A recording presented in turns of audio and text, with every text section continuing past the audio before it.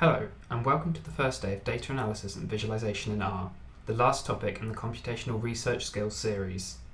My name's Pip Grills, and I'll be introducing you to R and its most popular editor, RStudio. R is a widely used tool for scientific data analysis.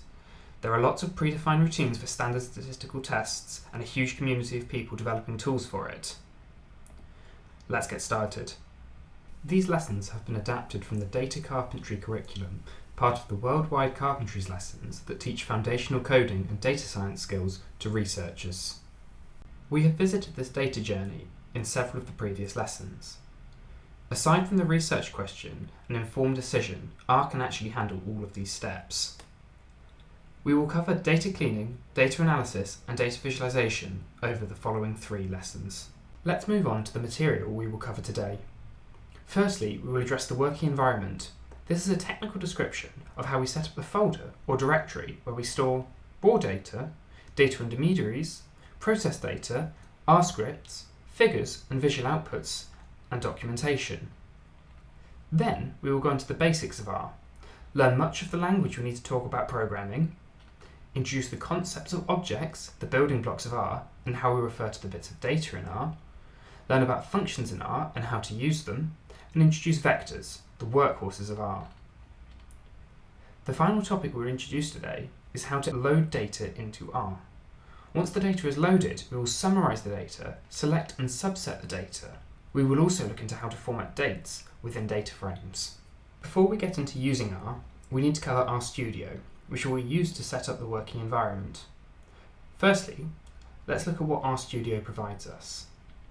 The editor, like Word, Notepad, Google Docs, etc., but instead of optimised for written documents, it's optimised for R. Like the aforementioned have spell checks, this editor has tools that will aid you in writing correct R. The consoles. There are a couple of consoles here that are relevant to us. Firstly, the R console, where we can run R directly to test single lines of code, do simple operations, or run R scripts. Secondly, there is a terminal or shell. This is the same as the bash shell you have previously covered and can do all the same tasks. However, RStudio will helpfully open it in the working directory for your R project. There is the environment inspector, which we will learn to utilise to reference what data we have loaded, as well as other things. Finally, there is a file viewer. Much like the File Explorer on Windows or Finder on Mac, it shows the files stored on your computer and can be used to create new folders. Again, RStudio helpfully opens this at the location of our current project when properly configured. The first thing to do when starting a new project is to create a working environment. Everything we do related to this project will be stored here, and it is important to keep it neat so that others and future you can understand it quickly and easily.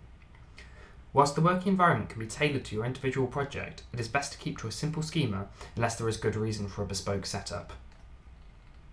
The folder that you pick to store everything in is referred to as the main directory, and RStudio will put configuration files here, such as the .rproj file. The folders you will create are the data folder and the data raw folder. The other panes relevant to your working environment are the console and environment panes.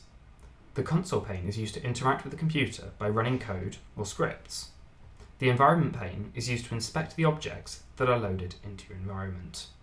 Once you have covered RStudio and the working environment, it's time to get started with R. R is a multi-use tool for data analysis, cleaning, and visualization. It is very powerful and can perform many of the tasks you will need for working with scientific data. R is also open source. In short, this means anyone can look behind the curtain and check how R works. Additionally, anyone can write their own contributions and suggest them to be added to the core R or host them as a package that other people can use. These features are great because they make R more trustworthy, and building and publishing R packages can help with building your academic status. Before we load data and start manipulating it, we will use some simple examples to get an idea of how R works and introduce vectors. Firstly, we need to introduce the concept of objects. An object is a named piece of data, a number, a vector, a data frame, or anything else you want to store. It is important to name objects in such a way that it is obvious what they contain, so we will discuss good naming conventions.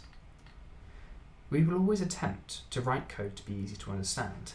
However, It isn't unusual for it to become quite complex, so it is good practice to leave notes that explain what the code does and how it does it.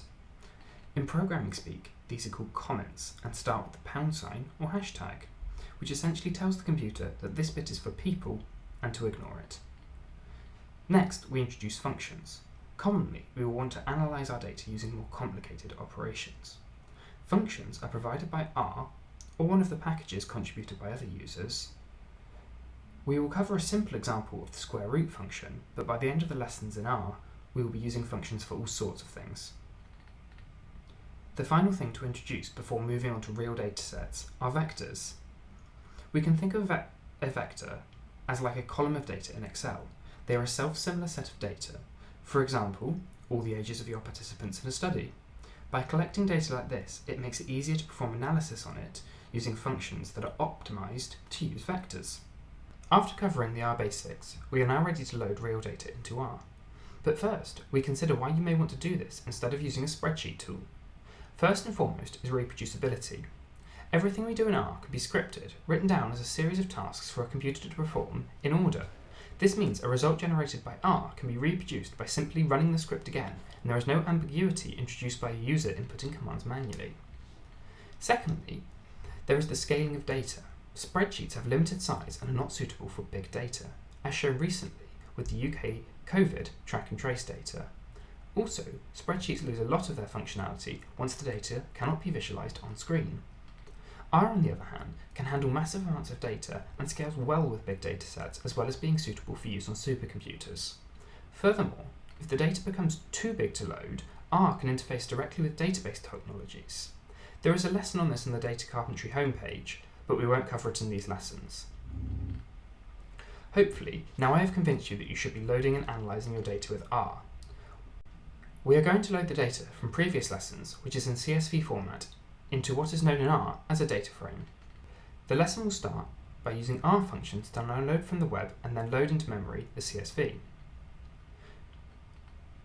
A data frame is simply a data table, and it can be thought of as a collection of vectors. Commonly, the data is stored with rows being observations and columns being a specific observable. The columns are therefore vectors that we can use to analyse our data.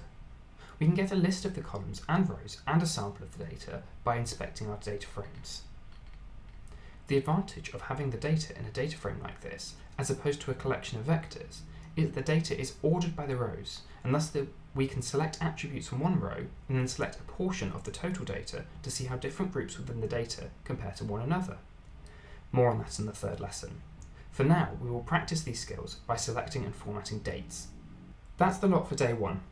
Have a go at the self-directed learning and do your best to get as much done before the wrap-up, and if you can't finish, try and complete it before the next lesson. Try to keep in mind that coding is a process of trial and error with a steep learning curve. Mistakes are expected and encouraged. You will learn best by trying to figure out what went wrong by yourself first, known as debugging. Then, if you are still stuck, we can give you a pointer of where to look. Good luck, have fun, and we'll see you in the wrap-up.